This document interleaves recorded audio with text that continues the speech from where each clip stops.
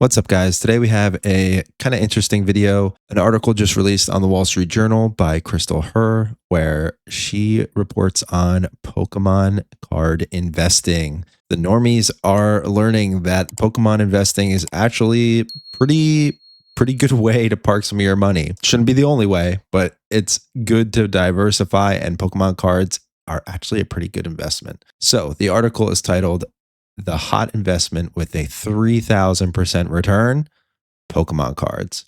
The franchise's trading cards are beating the benchmark S&P 500 and high-flying stocks like Meta. I like diversifying my investments. We have a pretty great picture here of a first edition Shining Tyranitar. Interesting enough, I actually sold this card, not the first edition, but the regular Shining Tyranitar back when I was in school quite some time ago. I kind of still regret that decision, but hey, is what it is. And then pictured here, we have what looks like an engagement ring. So kind of showing like that dichotomy there about how this Shining Tyranitar could be worth as much as this ring or help pay for the ring, or, you know, it's a similar asset class as jewelry is. And let's take a look. Yeah, account manager Lucas Shaw bought a custom engagement ring with earnings from his investment. Yep.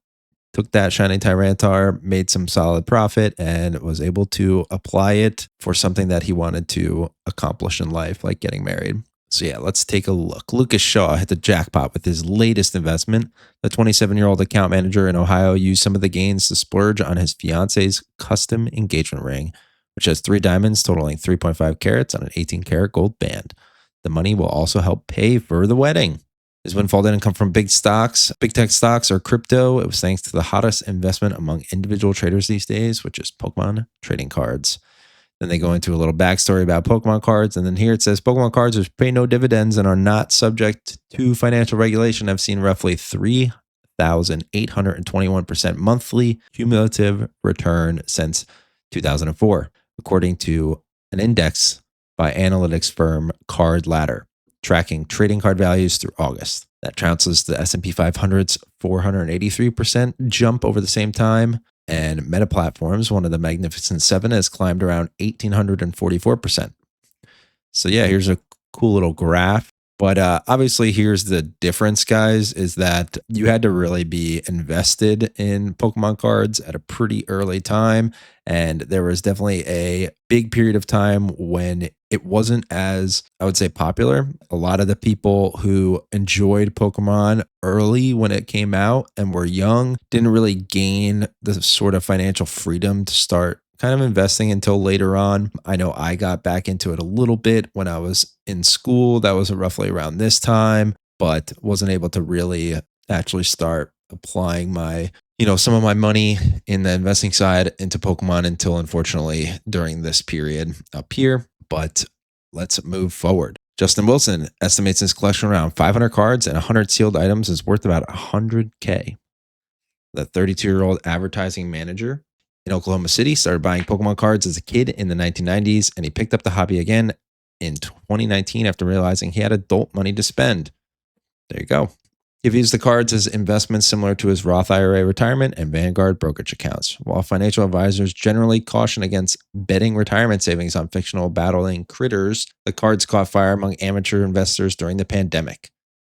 So she goes into a little bit about the GameStop meme stock. The craze intensified after influencer Logan Paul revealed in 2022 that he had acquired a near perfect grade Pikachu Illustrator card worth $5.3 million. Whether a Pokemon card fetches millions of dollars or just pennies depends on the range of factors, including its rarity, the perceived quality of its artwork, and ratings by third-party authenticators. An elusive, virtually perfect grade from the most popular authenticator could push a card's value to the stratosphere. Even a small dog ear or wayward scratch on the surface can send its price plunging. And beware counterfeits. Let's see. A lot of us are chasing pieces of our childhood, says Matthew Griffin. 43-year-old enterprise architect in Arkansas is curating Pokemon card collections that he likens to stock investment accounts for each of his 5 children. The cards, organized in binders, are stored in climate-controlled storm room alongside other Pokemon merchandise, fairly heirlooms, and his watch collection. He plans to gift the binders to his children, currently aged 9 to 20, when they reach personal milestones such as getting married or buying a home. While it's hard to predict if the cards will retain their value, Pokemon buffs say they are a safer investment than another alternative asset that also took off during the pandemic, baseball cards. Their advantage, characters are fictional. Some critics say that card prices are inconsistent and subjective. There isn't a standard price for the cards, and it's unknown how many of each are in circulation. The market's monster gains have also raised concerns about the potential bubble. Baseball cards famously crashed in value after companies ramped up production in the late 1980s. Charlie Prids of Denmark began investing in the Pokemon cards this summer. He discovered his childhood stash while on paternity leave and is now working on completing his collection. I like diversifying my investments. So I've got some stocks, I've got some crypto, and then I figured I tried starting a bit of Pokemon investing as well. If you like risk in your portfolio, I think it's a good way to go. Wow. Let's see what some of the comments here have to say. I guess the good news is kids today don't put their Pokemon cards on their bike frame. Yep, that is true. My 8-year-old is now into Pokemon. He likes the cute ones.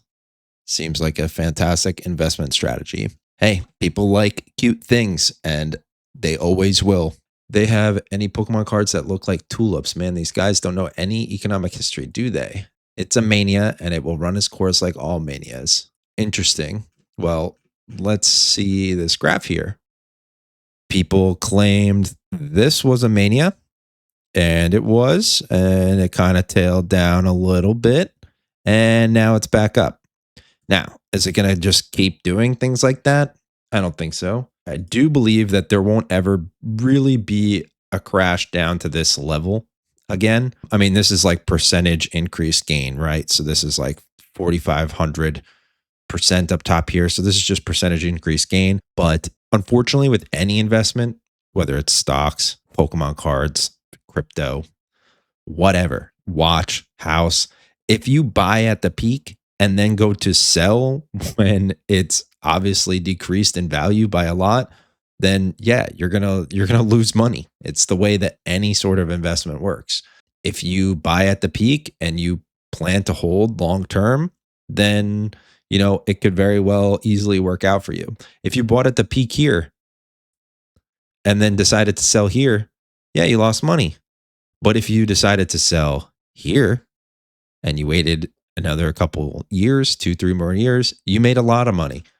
So yeah, there are many manias like this commenter is saying, but however, this is an IP that's been around for 30 plus years at this point and has pretty much been the number one IP in the world for a long time. So yeah, I don't think Pokemon's going away anytime soon, buddy. Yeah, like this person talks about Beanie Baby collection. Beanie Babies were a fad because they came onto the scene. There was a big mania about them, and then it disappeared. Has it ever come back? When Pokemon came onto the scene, there was a mania about it, and then it consistently grew over time. Yeah, there were some periods where there was less interest, maybe, but it didn't just crater and then never come back. They keep making products, they keep making games and movies and shows, and there is a committed fan base, and there's more and more fans every single day. So let's see. Yeah, unfortunately, buddy, this guy says that he cringes because he had a bunch of notebooks with his son's cards that went into the bin. And yeah, unfortunately, a lot of people I know have been there. Luckily, I kept my old cards from when I was a kid in a box. Still wish I took better care of them, but at least I have them. As a collector of vintage Porsches, I view these things through that lens. That is, what's hot today and is what pictured on the posters that people who are currently in their prime disposable income years had hanging on their walls as kids. Currently, that's cars of the 80s, 90s era. Those are the ones appreciating now. The older ones aren't really depreciating per se, but they are stagnating. The key is to buy what's heating up, then unload just before that stagnation occurs. Cards are no different. It's all about recapturing that nostalgia. Not a bad point. 2 price surges. There was a real increase in demand in 2024 because of the Pokemon card mobile game. I mean, yes and no. I think that partly has something to do with it. Obviously, it helped, but that game has a lot of players. But I know all of my friends that play that game don't play anymore. So Beanie Babies again. It's just ignorance, but that's okay. At least there's a tangible card you can hold in your hand in the real world with some art on it. Can't say the same about crypto. Interesting. Yep. So there's a couple of comments, guys. The normies now know that Pokemon card investing has taken off recently. I wonder if more articles like this, more, national or regional media is going to take notice of the Pokemon card investing scene. Remains to be seen. We'll find out if there are more potential fights at Costco's and things of that nature when Phantasmal comes out, then I'm sure we will. But anyway, cool little article. Well done, Crystal. If you need another interview for a future article, let me know. My name's NJ Pokemart, guys, and I'll catch you on the next one. Bye.